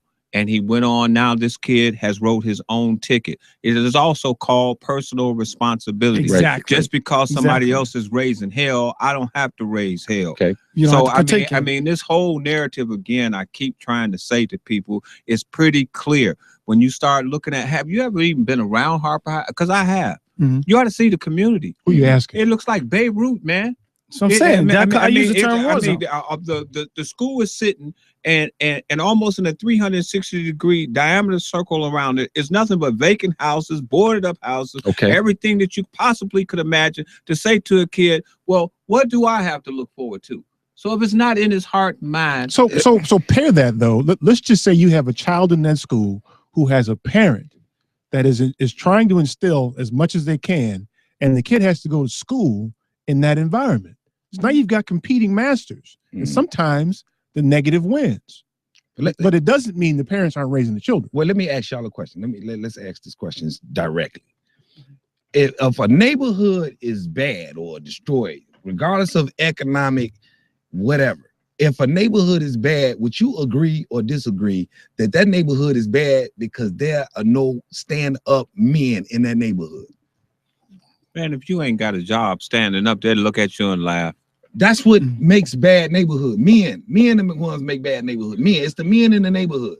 If there's stand-up men in the neighborhoods, if there are people who respect that man grass over there, respect that man, if that is the atmosphere of a neighborhood, that neighborhood is not going to be a bad neighborhood. So yeah, but you're talking about a problem that is hard to address only because the stand-up men to be are being raised by non-stand-up men. So while I agree with you, I don't know that's something that as a society we can address. We can't make non-stand-up men be men. Right. I mean, that's true. But we're talking about specifically what creates those atmospheres. Because we're talking about a bunch of single parents going to kids. Yeah, but they stretched out. But you act like that ain't the same thing in everybody else's community. You know, the thing that kills me is we keep acting like this so-called social enigma that we're dealing with only is in the black community. Are you serious? No. I'm speaking from a black man. No, the black community. The black community has the microscope on it more. And why? Because when you have over 45,650,250 Americans, black Americans in the United States of America, and they have sit back and watched the education system destroy. They have watched their communities destroy. And at the end of the day, what they want to do is watch empire rather than recognize and understand and bring these kids up to recognize and understand, look, if you do this, you're going to have trouble. Now our parents used to line the way going to school and coming home from school. That's what our parents did. Period. There was no ifs, ands, and buts. Well, the point is, you can only speak from what you can reach. And as black men, we sit around talking. We're talking about what we can reach. And if we are sitting up here talking about the subject without identifying exactly what needed to be done and established as far as what makes the neighborhood strong, if we're not saying that, if we're looking over there and saying, I mean, I'm not saying it's right. If we're looking over there saying, well, they doing this, we need to spend more time. No, but it's not either or, it's both ends. It's not either or, it's both ends. I agree. Right. Both ends. It's the whole community. I agree. There's nothing that's more demoralizing than not being able to put food on your table or pay a bill. And then you come home and the argument. Say that again, Tommy. Say that again. There is nothing more demoralizing. Ask these individuals who believe that they were in a politically correct society, and then all that happened was an individual got elected to the president of the United States of America. It wasn't black people who went out buying guns. It wasn't black people saying we fixing to take our country back. It wasn't black people walking around talking about, okay, now the white people fixing to get what they got coming to them. So when you start layering over and over and over, and a kid is sitting up watching a mother or a father not have a job, not be able to pay the bills, not be able to do the basic necessities called as human existence, what in hell do you think you're gonna have but chaos? Look at Africa. When something out there get hungry, something dies. Well, who do you blame for that, Tommy? I mean, we bringing it up saying it's someone else's fault. It's someone else's fault right now. It is the collective society's fault. I mean, it is something. It is something to be said when you clearly can see the north side being built up and the south and west side being absolutely decimated. Okay, there's something to be said when you know point blank that when the police roll in, all of a sudden ain't nobody shooting no more. When the police roll out, all of a sudden people are shooting. All I'm trying to say is just a simple fact. Whenever they want to clean something up, they go in there and they clean it up. I don't care what it is. If they don't want to clean it up, crime can only exist where it's allowed to exist. If not, how come all of the north side ain't being robbed? That's where all the money is at. Why don't you go through the north side and see vacant lots and tumbleweeds and schools up there underfunded and all the rest? I'm gonna tell you tumbleweeds. Here's the thing, though. The weeds is tumble. Hey, here's the thing, Tommy. I mean, I didn't know. Tumbleweeds. I didn't for years. I didn't know I wasn't tall. I thought I was the biggest person in the world, man. I didn't know I wasn't tall. Taller people start telling me I wasn't tall. You know, you a short guy. My point is, I'm going around in different all white bars, getting interviews or the all white bars. My citizenship in me don't know these are racist situations sometimes until somebody comes and say, what are you doing here? Right? Now my point to us is that if we don't focus in on how to, what you call, get in there and stay and let these kids get aware of what their surroundings are, what they should be doing, how they to participate or how men should participate, then all we doing is going talking about something else. I'm gonna say this like Malcolm X said it. Uh-huh.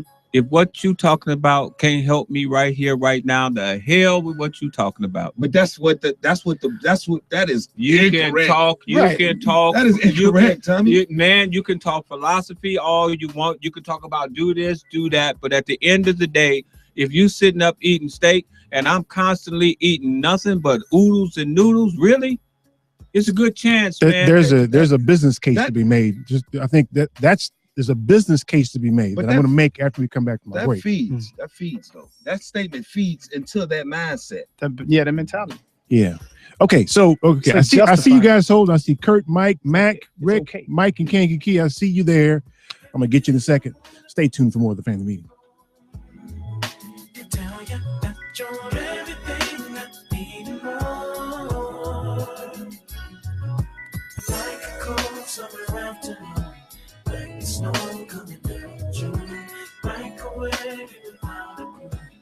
This is Brandon Allen, aka The Scrub. Keep listening to the family meeting. The Law Office of Darnell Lyles is ready to help you.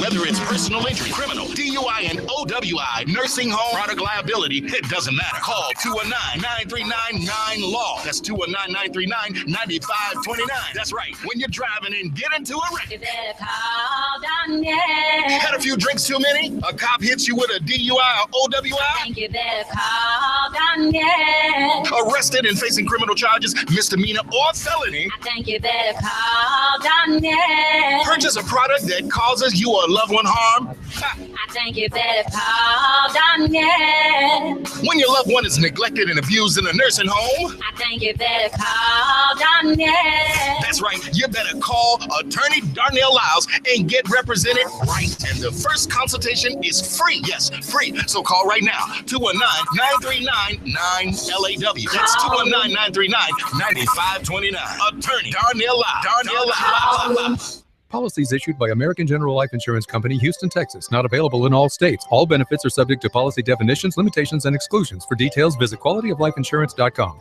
How do you describe quality of life? For most of us, it's about health, people we love, and peace of mind. Quality of life insurance is modern, affordable life insurance that works harder for you.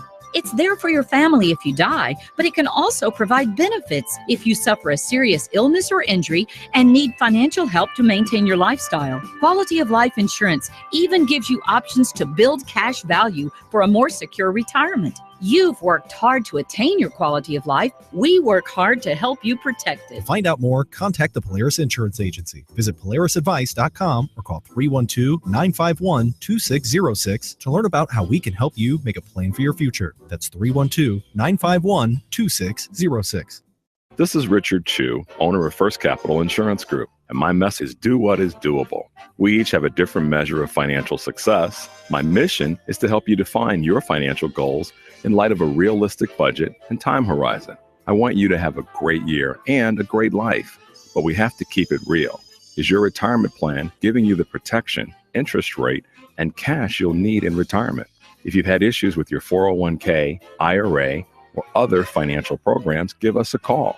We have proven solutions and we can help. My direct number is 312-243-3907. Let's talk soon, or visit my website, firstcig.com. That's the number 1, stcig.com. I'm Daryl Dean, the CEO of DNA Credit Card Processing Services. What we do is we set businesses up to accept all forms of payment. Visa, MasterCard, Discover, American Express. We do that online. We do that with free equipment, whether it's stationary or if it's POS systems, cash registers, we do it all. You can find us on DNACreditCardProcessingServices.com. Any business out there that wants to process credit cards should pick up that phone and call us at 708-890-2895.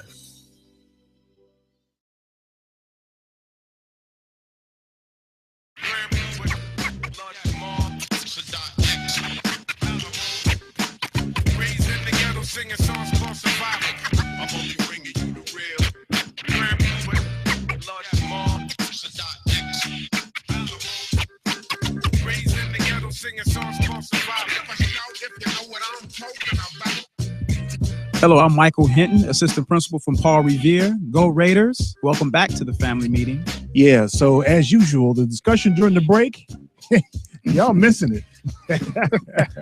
Censor us, please. Yeah, y'all missed the discussion. But, you know, 4 black men in a room together trying to work it out.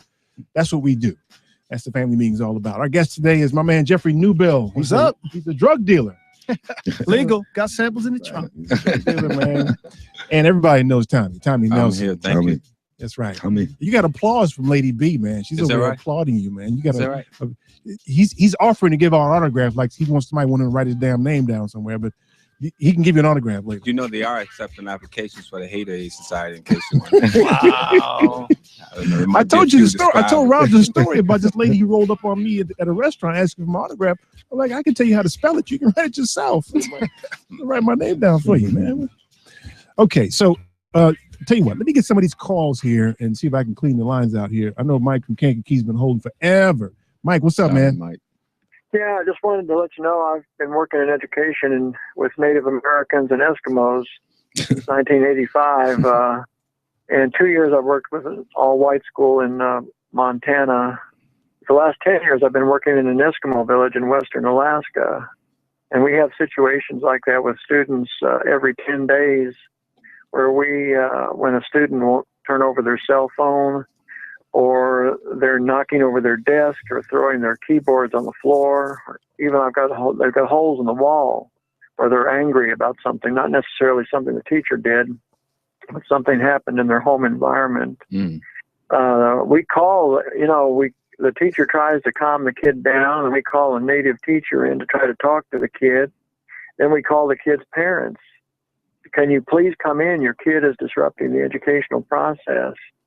And the kid gets mad. The parent will cuss you out and say, don't bother me, and don't send him home either, whether it's a him or a her. Then you call the school resource officer, and they'll try to remove the kid from the classroom so the other kids can get something from the teacher, especially if the student is intent on turning his radio up real loud or just making it impossible for the teacher to teach. They won't rip them out of the chair like you saw in the video, but they've got to figure out a way to get them out of the chair and out of the classroom. And if their parents won't come down and pick them up, usually 2 officers come around and they'll pick up the whole desk and carry the desk out of the classroom. And this happens every 10 days. And it's a poor community socioeconomically. 85% of people are unemployed. 40% of my staff, I've got 76 people on my staff. I'm principal now. I've been a teacher, a counselor, but now I'm the principal.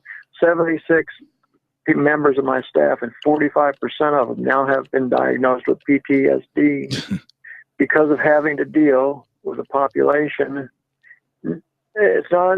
So let me ask you a question, Mike. Let me ask you a question here, because since you're an education professional, my mother-in-law is too. We had a chat about this today. So the problem isn't.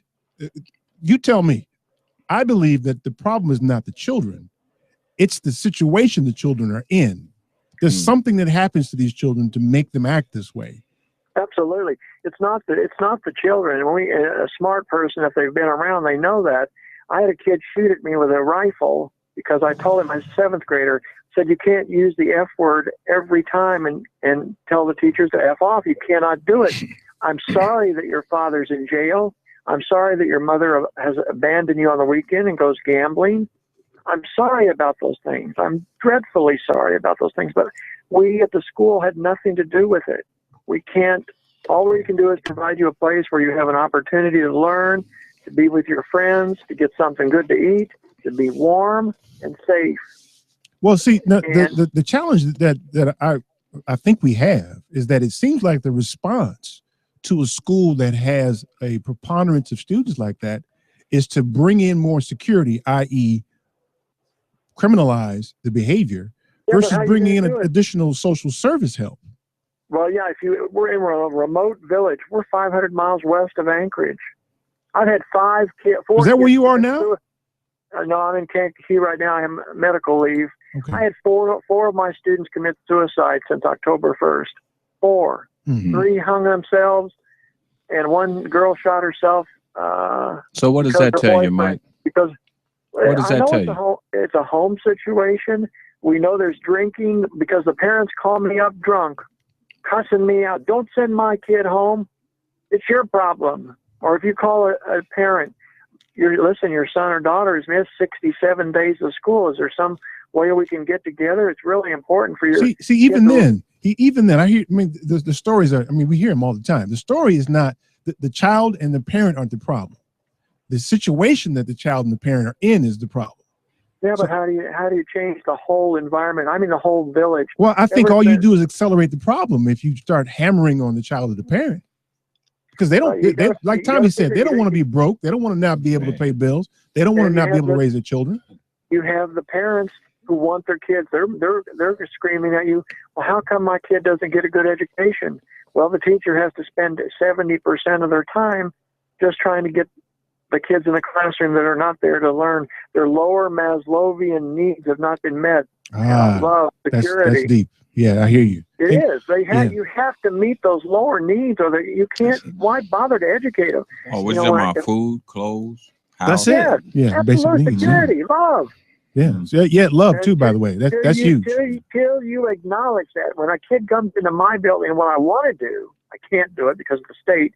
I want to look at the kid, talk to him, and say, what's going on in your life today? And if he's having a hell of a life at home, or he's been up all night, or he's been drinking, or his girlfriend's pregnant, he's going to the building next to me where social services and people that are trained to help him meet his sociological needs, physiological and psychological needs. And if a kid comes to me and says, yeah, I had a good night's sleep, I'm ready to go, you send him over there to the educational part of the school. Hey, Mike, When that's great insight, man. I appreciate it. I hope you keep listening and keep calling. Okay.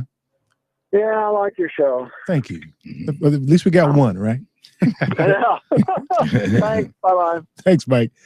That's whenever there's a traumatic event in some of these schools, by the way, they send in a crew, a grief counseling crew or whatever they call these people.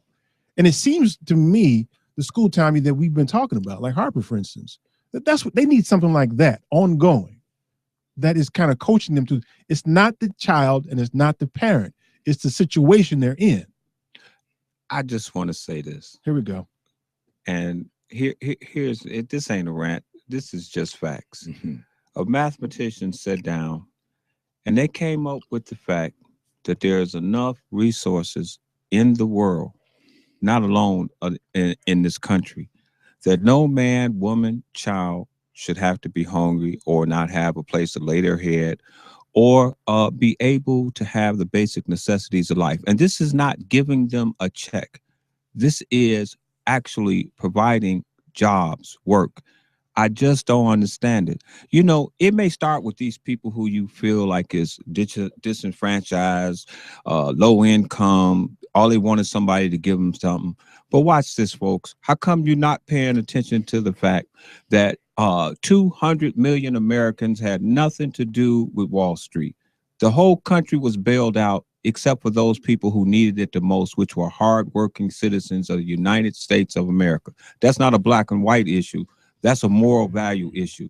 And if you're not willing to at least look at the moral value and simply say, hey, look, I need something to eat. They need something to eat. And let's start at that point, and I guarantee you things will change. That's Tommy's not rant today, but just Tommy's psychological babble. Thank you. You got Lady B in there clapping like a baby seal, man. Yeah, but it sounds like a social program or something. That ain't no social program. A job ain't no social program, Doc. But how do you do that? You say, all right, cool. All right, we have all the resources there are. I mean, if, we could cure thirst in Africa, the resources and money is there, but the money is disproportionately distributed to those that have. I mean, 99 or 98% of the wealth in this country is controlled by less than 1/10 of 1% of the people. So my point becomes, that's cool. What you're saying is, to me, it's at like a 30,000-foot level. But when you're talking about, No, actually, it's not though. It's not. But It's let me not. finish my thought. Though. Okay, go ahead. Go ahead. What I'll finish with that is I agree with you. Okay, but then the next step becomes, well, what do we do? How do we do it? So and even talking about these kids at these schools, whether it's Harper or there's Chicken in South Carolina, whatever it is, what's the next step? What do we do? Because we get caught up in talking but not doing something. See, one thing Newbie doesn't know is I'm running for president. He didn't realize. Okay. Because I got a campaign slogan too. You should know about this. Tell them what the campaign slogan is. Y'all ain't ready. That's my campaign slogan. They ain't So ready. the answer. But you see what I'm saying, But though? the answer is we've got the wrong people making the case, because this is not a social case. This is not a social need case. This is a business case. We're talking about taking a big part of the population who's not economically viable and making them economically viable so they can buy the goods and services from a Walmart, a Sears, or whomever.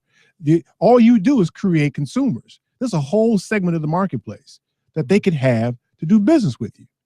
So we're busy trying to make it sound like it's a handout. And We should be making it should be a business case. Right. Why shouldn't everybody be economically viable? If you put a bunch of money, you put a job in a black man's hand who hadn't had one forever, and you pay him well enough so he can afford to support himself, the first place he's gonna take that damn money is to Walmart. Well, maybe y'all didn't. Maybe you didn't hear the last caller. He said these were Eskimos and white folks, Indians. Oh well, Native Indians. Americans. I mean, I'm just saying. I'm so sick and tired of this narrative of who it is and what it is, rather than exactly the reality of the simple fact that resources are being held out all across the country. I don't care where you at or who you are. You asked the question. You want an answer. You can start with just cleaning up the neighborhoods. You could give jobs clearly for that to just begin. Just clean up the neighborhoods, and Which is then going to put money in their hands that they're going to take to Walmart. Who could give jobs? Who could give the jobs? same city that's out there booting and red lighting and speed lighting. The city can. That mindset right there, we just got to really revisit, or the foundation of that talk right there is like somebody giving you something. Like you got your hand out waiting on something. But it's not though.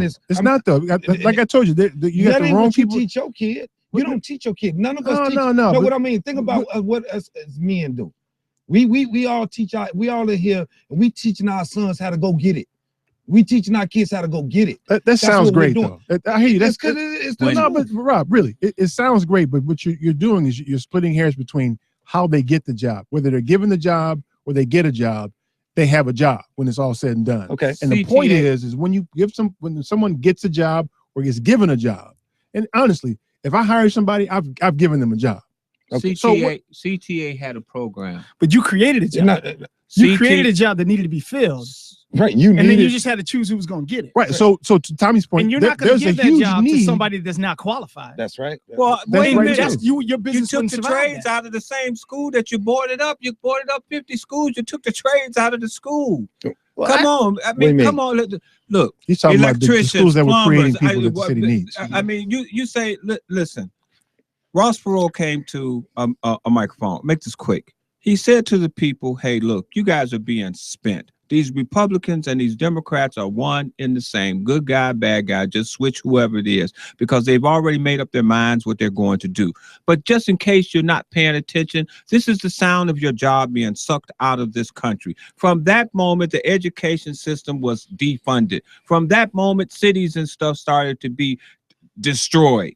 From that moment, you're talking about the United States of America, which was the greatest industrial power in the world that has come to the greatest consumer in the world. Americans didn't vote for this world economy. What the hell do I care what's going on in Greece? I need to be trying to figure out what's going on right here in my neighborhood. And because people are so layered with I got mine, you get yours, is why we're living in this cesspool. And sooner or later, no matter who you are, where you are, or what you are, it'll be coming around the corner near you. There's an old song in the church that said there's a storm out over the ocean. Wow. And it's headed this way. If your soul is not anchored in Jesus, in this case, if your soul ain't anchored in reality, if little Bobby over there goes, who's next? It'll soon be at your door, i.e. these suburbs, i.e. this country. Come on, man. Let me state this, and I know this is, let me just state it. I don't know about in the white community. I don't know about in the white community. I don't know if there's certain places certain white people won't go because of the type of white people over there. I don't know. But I know in the black community, flat out, there's some places in the black community I will not go. And there's a problem with that to me. And we ain't talking about what that issue is. How we expect somebody else from any other nationality or any other race. Yeah, but Rob, I'm saying straight up down Stony Island, straight up in Harvey. It's certain places. The reason you won't or can't go there is because the community's been stripped. Why can't you go there? You're not going there because it's dangerous. I'm not going there because it's dangerous. I know, but it's gotten dangerous. Because if I look a certain black dude in the eyes, and he I know, like, what you looking at? Anybody, Why are you looking at him in his eyes? How you know I was looking at him? How you know I was looking at him? Put on some sunglasses. How do you know I was looking at him, Tommy? Well, I mean, because he was looking at me. You mean to tell me that's worth dying? Come on, man. Come on. Hold on a second. We've regressed. Hold on a second. We've regressed. Wait a minute, but wait a minute. He's in the community, dressed all clean, got his nice beard and everything else on. But the problem is not. Listen, y'all. The problem is not the guy you looked in the eye. The problem is the situation he's in. The environment. If this guy has a job and he's paying for his home and he's educating his children, he don't give a damn if you looked in his eye. In fact, if you looked in his eye, he's gonna say, "How you doing, brother?" Anybody you know that got something going on says, "How you doing, brother?" The only point if they got problems and economic issues, they engage in those kind of behaviors. The only problem is when we watch a video like this and we don't understand why the whites in white privileged positions sit back because they're confused about something. And I'm not saying it's justifying them. They're confused about something we can visibly see. They're confused about something we already know. They don't know how to respond. That's a level of influence. Well, if you fire him for tumbling over a desk, but you let the rest of them go for actually shooting people. They didn't fire him, by the way. I don't mean that. Listen, y'all like this. Y'all like this. They didn't fire the man because of what he did to the girl directly. They fired him because when he threw her, he released her. When you do that kind of thing, you're not supposed to release them. Well, how come he just didn't pull out his pistol and just shoot her and say that he was threatened? Think about what I said. Think about what I said. The narrative. Think about what I said. Think about what I said. There's a technique for throwing people, and it doesn't involve letting them go. So because she slipped out of his hand, he got fired. Well, I don't think it's any debate. What he did was reprehensible. He should be fired. However he fired him. But going back to this whole thing. Wait a minute. Hold on a second. You hear the music, don't you? I did, but you were still talking. Well, I get to talk, man. I'm in charge here. Stay tuned for more of the family meeting.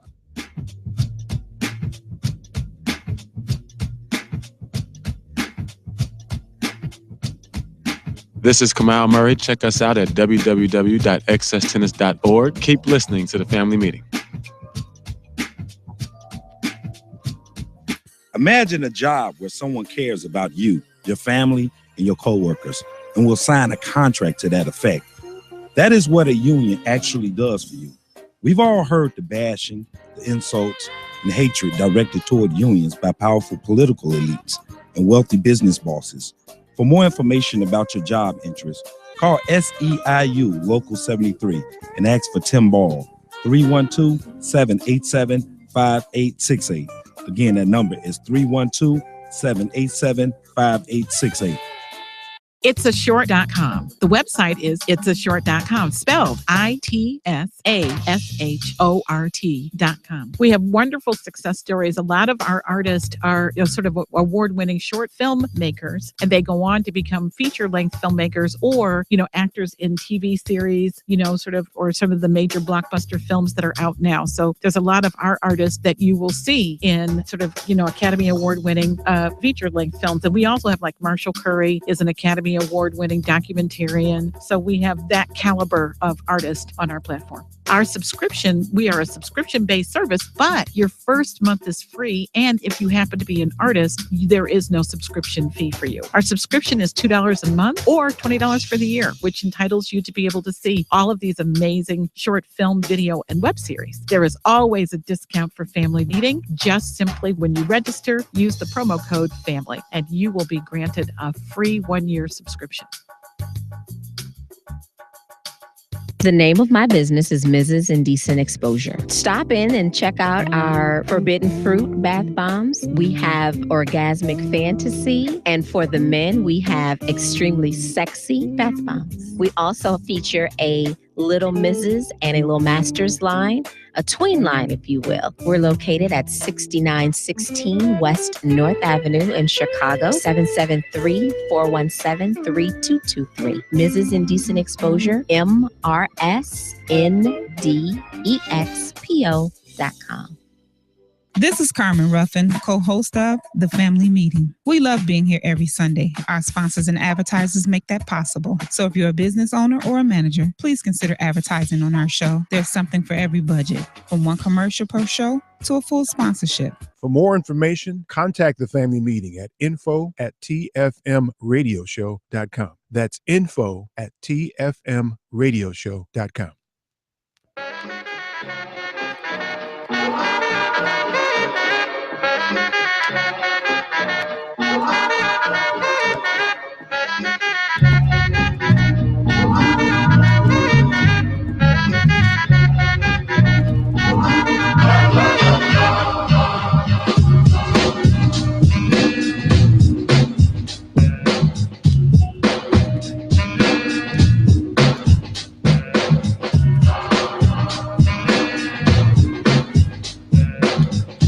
I'm Richard Chu with First Capital Insurance Group, and my website is www.firstcig.com.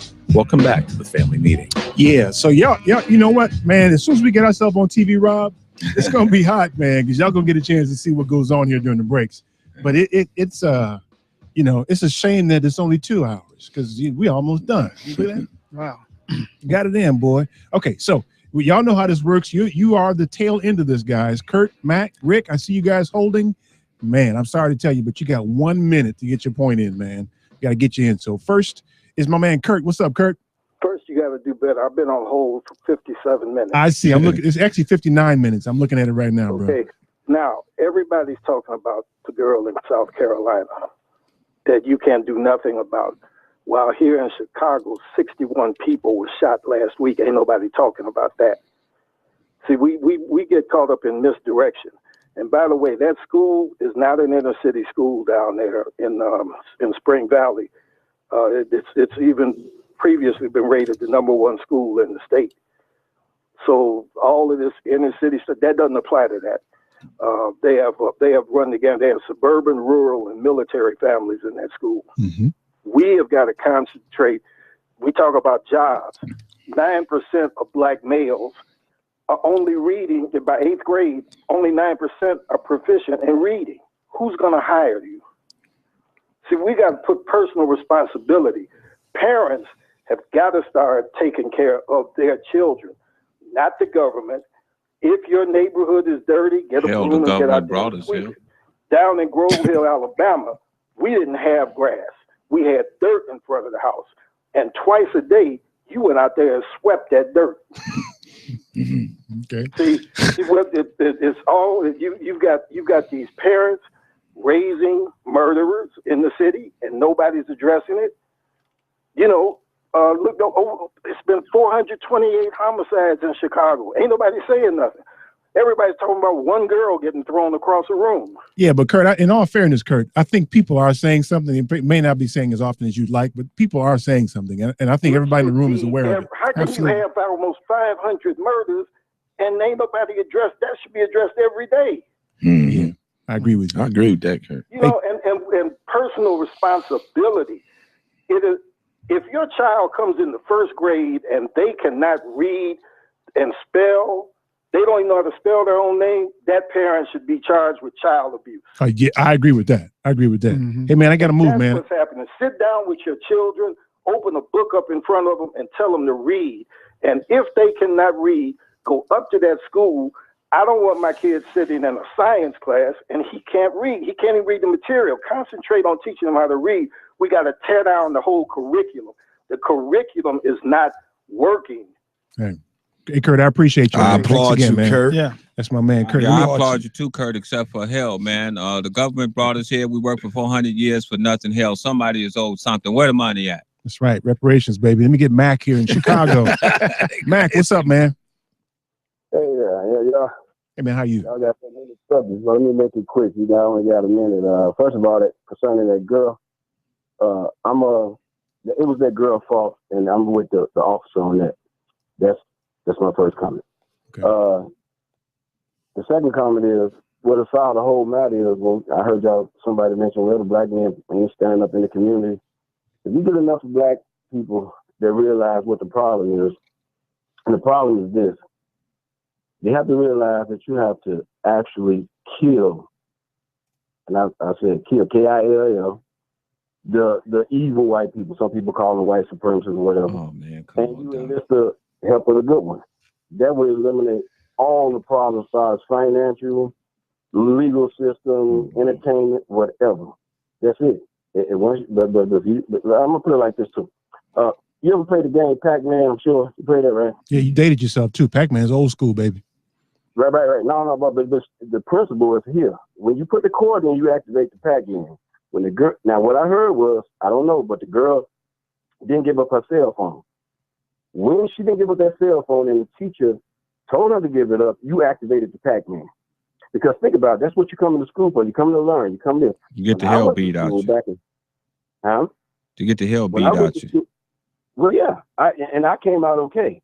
But the thing is, you know, think about it like, does everybody believe that? She was allowed to sit there.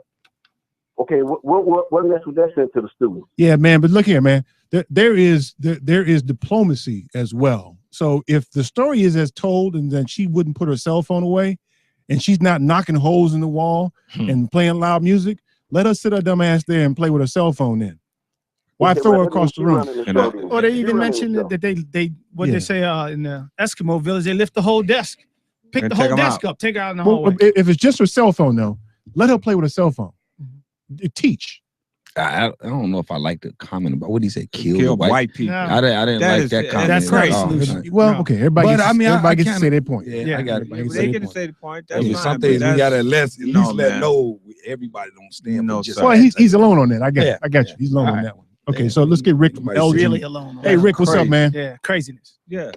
How you doing? Somebody has allowed this to happen. Somebody has militarized our school with police officers, and somebody has allowed children to come to school and tell teachers no. Somebody has allowed. There's people with names that do that. There's somebody on a board, on a school board. There's somebody in a psychologist's office at the school. There's somebody who says, let's allow the kids to come to school and do whatever they want in the classrooms. Let's allow police officers to walk up on students and put their hands on them. There is somebody allowing that, and they have names, and those people need to be held accountable for our schools. My wife works in a high school, and the kids are allowed to do whatever they want. And if they act out, if they do something they refuse, then they go down and they talk to a counselor about their problems, and they go back into school and tell the teachers to F off again. Wait a minute, Rick, where do you live at? Elgin. That don't sound like Kansas City. People are allowing these things to happen. There's school boards with people's names on it. There are people that are allowing this to happen. We have to identify them. We have to call them by their names and give them the accountability and the guilt. That word needs to come back loud and clear. Yeah. Starting with that crazy ass principal down there who called in the police for this situation. Mm-hmm. Well, I mean, what you do is you take the kids out of the class and you let the idiot kid sit there and talk on their cell phone until they look around there and know they're all by themselves. Precisely. There's a lot of ways to deal with that without throwing her across the room. There's a whole lot of ways to deal with that. I worked with troubled youth for 18 years, so I know exactly what I'm talking about. Yeah. You don't put your hands on kids. You don't mean they're children. They don't have any power. They should not have any power. That's right. You go to school, you get grades, you try and pass your class, you try and get into a good college, and you get on with your life. High school is not the end of your life. It's not even the beginning of your life. Your life is when you start living with a nice degree and you figure out what's going on, because you cannot get an MBA, you cannot get an engineering degree, you cannot get a law degree, you cannot become a doctor by doing what the hell you want to do in a classroom. When you get to college, if you don't want to do it, goodbye. You just wasted $16,000 in this class. That's how it works. Yeah. Hey, Rick, I got to move, man. I appreciate it, man. Hey, appreciate it, dude. Call Rick. Great comments. Okay, so we got it in. We got like 8 minutes to go here in the broadcast. Mm-hmm. Well, let me just say this though. Make it a soundbite, man. What do you mean? Make it a soundbite. I'm gonna get everybody in here. All right, well, go ahead. Get I'm just gonna say I agree that the girl shouldn't have got beaten. I never will agree on anything like any type of behavior that promotes that. That's not what I'm talking about. But when those situations do happen, I mean, immediately we start thinking about personal responsibility and what can we do. We immediately have to start thinking about that. Well, and the only thing within our reach, we got to grab things within our reach. And the first instinct, those Black communities got to be something that's within our reach. So we got to instinctively be like that, you know, in any citizenship issues, though, not just Black communities, any situations, but primarily the Black communities. When we talking about it, we got to go in those communities and at least be the type of men in those communities that say, hey, calm down. Let me tell you about some options real quick about your life, regardless of what the parents did or whatever. You start a program, get involved in a program, volunteer your time, white or Black. Anybody can do this in any community across America. Well, the first thing that should have happened is somebody should have protected that girl from that police officer. There should have been somebody who on the spot at least spoke up, if not jumped in. And I can tell you this. I can tell you this with no uncertain terms. Had that been my little girl, me and that big man would have had a chat, and it wouldn't have been friendly. Yeah, and you'd been right in the grave. It doesn't matter. Listen, I'll spend the rest of my life in jail to deal with that man. Right. For handling my daughter like Absolutely. that. Right. Absolutely. There's no question in my mind. No, you're right. And anybody who's even contemplating it right now, if I find out about it, if you're thinking about it and I find out, you got a big problem on your hands. A big problem.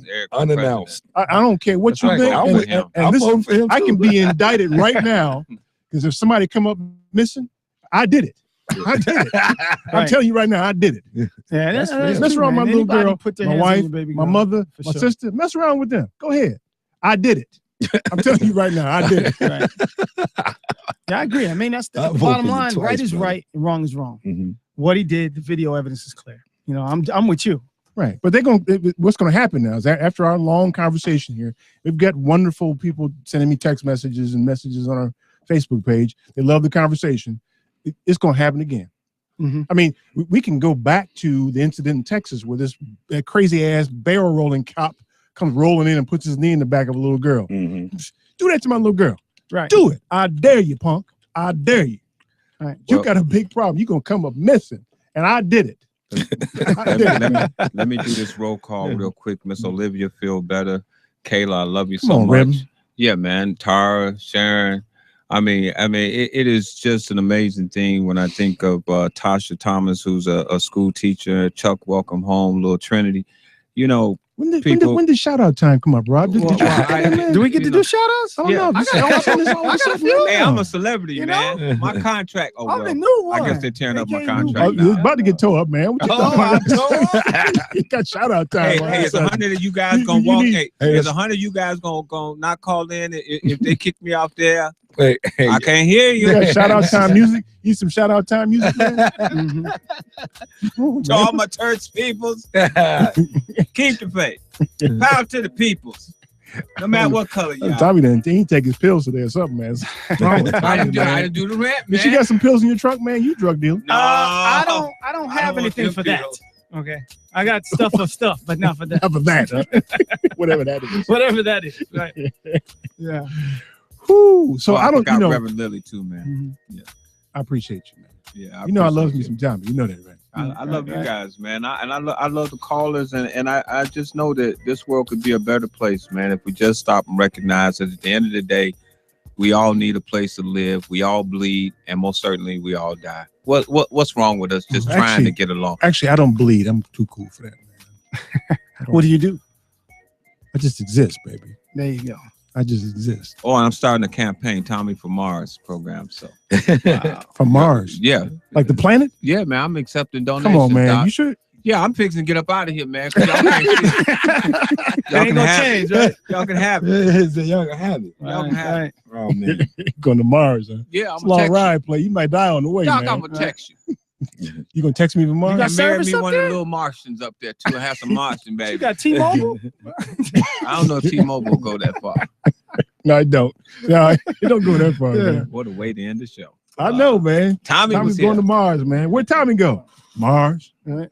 Which Mars? I'm kidding, but it's for real, man. What side of town is that on? Planet, man. Well, you do know it take you a year to get there, by the way, so in case you want. Right. You've been looking into No. It takes like 3 years, I think, to get there. No, yeah. They cut it down now. They got They big have, rockets. huh? Who's yeah, they? Yeah, NASA and them. You ain't been here? NASA and them. Huh? Yeah, NASA and them. Wait a minute. You don't recognize that they have man. Tommy. Okay. All right, man. How you talking nonsense, man? I've been smoking some weed or I'm something. telling you the truth. Okay, Tom. Man, Tom, go thanks, put your man. priest Somebody collar give on Tommy a real hug, quick. man. Hey, put your priest collar on before the show is No, over. if man. I do that, then it's offering time. Oh, okay. That ain't gonna happen. All All right. Thank you to my guest today, my man Tommy. You know Tommy, don't Hey, you? Tommy folks. Nelson. And my old friend Jeffrey Newbill. We call him Newbie. Thank you. Shout out to my family. Shout out to my man D and Big Head Eric, my stepson. Okay.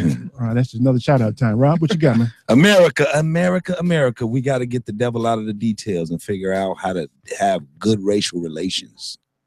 Okay, that wasn't That an an idiom. idiom? That was an idiom, man. baby. That's- Devil in that the didn't- details. Devil in details is the idiom. I got you. That's Okay, right. yeah.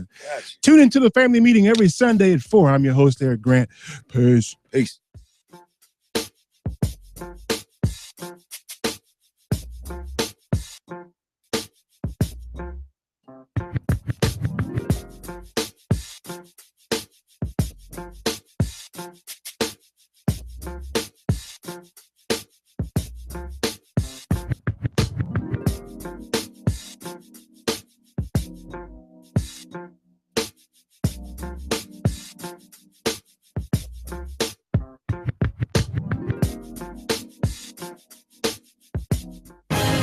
This is Chicago's Progressive.